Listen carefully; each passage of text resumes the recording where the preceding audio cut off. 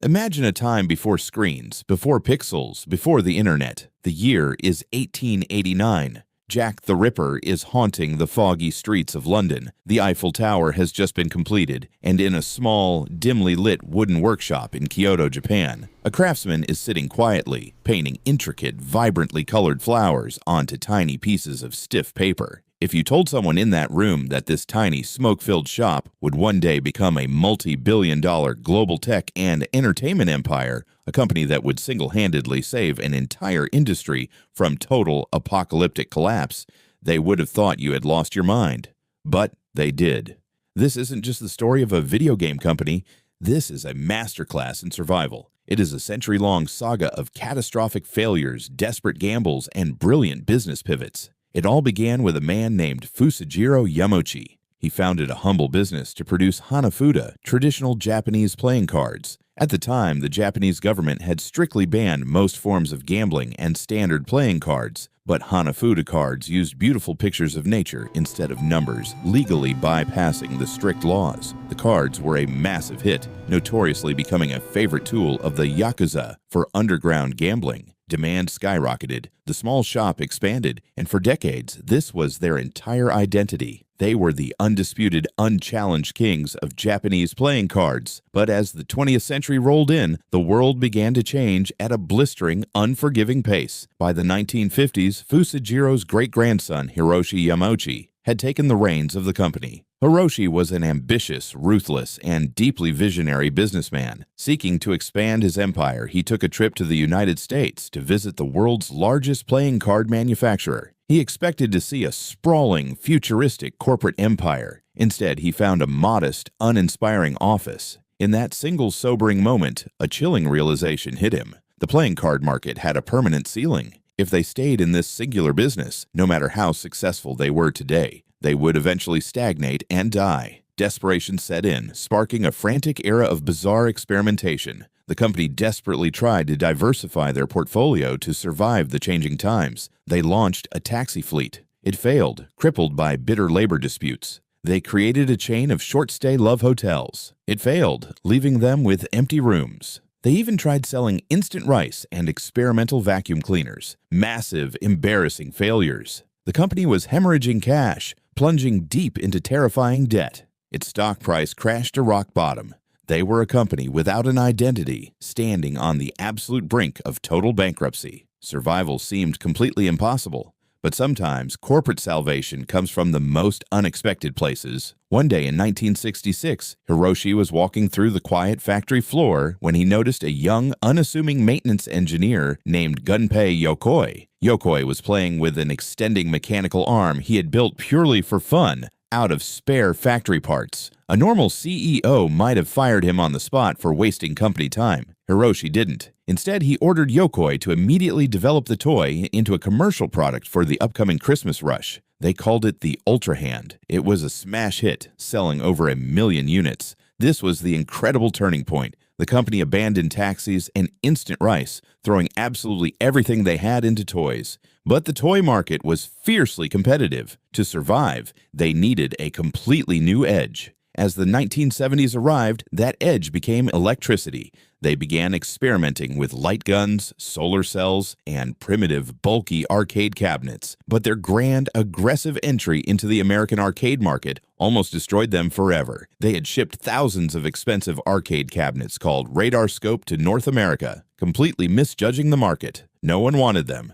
The cabinets sat rotting in a Brooklyn warehouse. The American division was bleeding out, facing absolute financial ruin. In a desperate last-ditch effort to save the company, Hiroshi Yamauchi turned to a young, unproven staff artist. Not a programmer, not an engineer. An artist named Shigeru Miyamoto. His impossible task, create a new game that could be retrofitted into the unsold Radarscope cabinets to somehow make them profitable. Miyamoto didn't approach the game like a math problem or a piece of software. He approached it like a compelling story. He envisioned a dramatic love triangle between a stubborn, mustachioed carpenter, his girlfriend, and an angry pet gorilla who had escaped. That game was Donkey Kong. It was an overnight global sensation. It didn't just clear out the warehouse, it put the company on the map.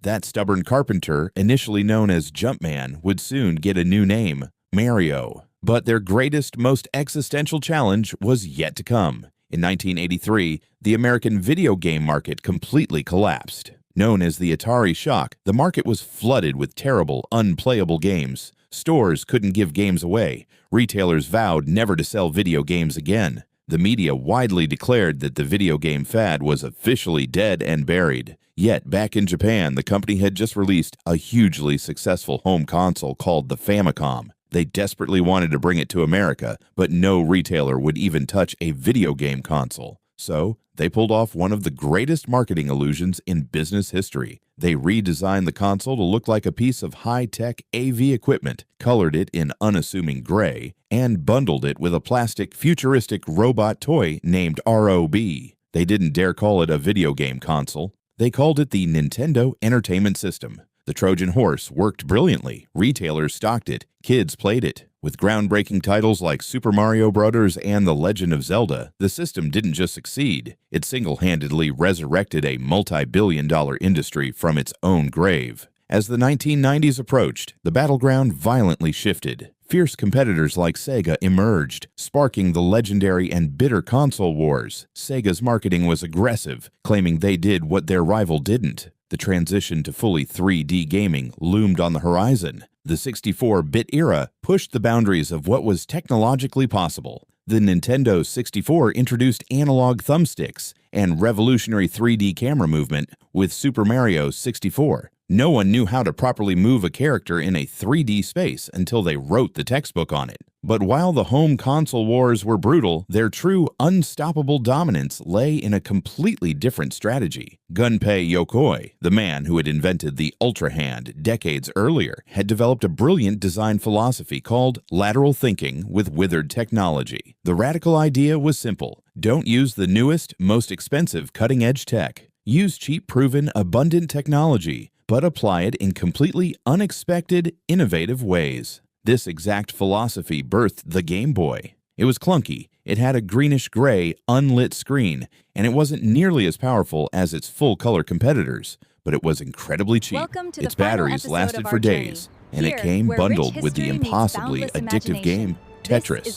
The Game Boy utterly crushed all opposition, and just as the Game Boy's life cycle was finally starting to fade away into history, a quirky, ambitious game about catching pocket monsters was released: Pokémon. It wasn't just a video game, it became a global religion, spawning an unparalleled empire of anime, trading cards, movies, and merchandise. It proved once and for all that engaging software, not flashy hardware, is the ultimate king of the industry. Yet, the corporate cycle of boom and bust is relentless. By the early 2000s, the gaming landscape had grown highly toxic and incredibly hostile. The Sony PlayStation 2 and the Microsoft Xbox were dominating the living room. The GameCube, while deeply loved by purists, struggled terribly in the mainstream marketplace. The company was once again being written off by financial analysts. Pundits loudly demanded they stop making consoles altogether and just make games for Sony and Microsoft. They aggressively refused. Instead of joining the endless, expensive arms race for slightly better graphics and faster processors, they remembered Gunpei Yokoi. They looked sideways. They noticed that video games had become far too complex, alienating everyone except hardcore gamers.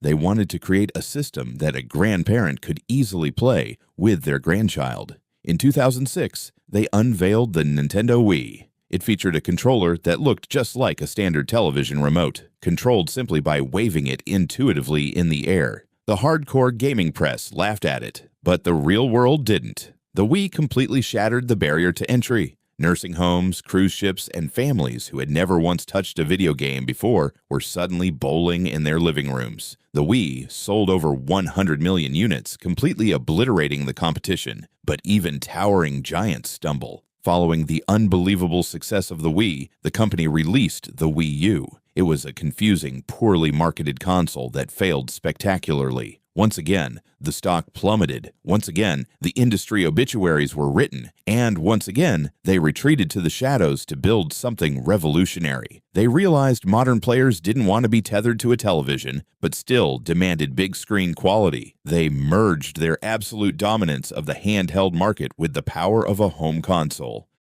creating the Nintendo Switch. Released alongside the breathtaking masterpiece Breath of the Wild, it became one of the best-selling pieces of hardware in human history. How does a company survive for more than a century? From painting paper cards in Kyoto to pioneering digital entertainment? The secret to Nintendo's survival isn't just about making great video games. It is an utter refusal to be complacent. They survived because they were willing to fail, willing to pivot, and willing to disguise a computer as a toy when the world gave up on them. Technology will always evolve. Processors will get faster, and graphics will get sharper. But the human desire to play, to feel joy, and to experience magic never changes. They didn't just survive the future. By staying true to the simple art of play, they built it.